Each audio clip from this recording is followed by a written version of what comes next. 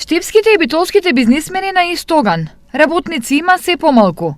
И во двата региони тешко се доаѓа до продуктивна работна сила и се повеќе се чувствува притисок од недоволниот број на работници. Мораме да ги намалиме тие притисоци од недостигна работна сила.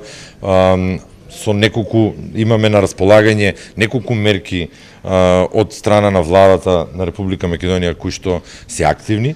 Ке треба одредено време да помине да видиме дали тие ќе го дадат својот резултат, како што е фондот за иновации, кај што можеме да подигнеме одредени средства за инвестирање во нови машини. Освен шанса во државните мерки, компаниите од двете страни на државата мора да ја продлабочат меѓусебната соработка. Но за ова да се случи, неопходна е подобра инфраструктурна поврзаност. Инфраструктурното поврзување многу е лошо помеѓу овој регион и Битола, а многу значајно.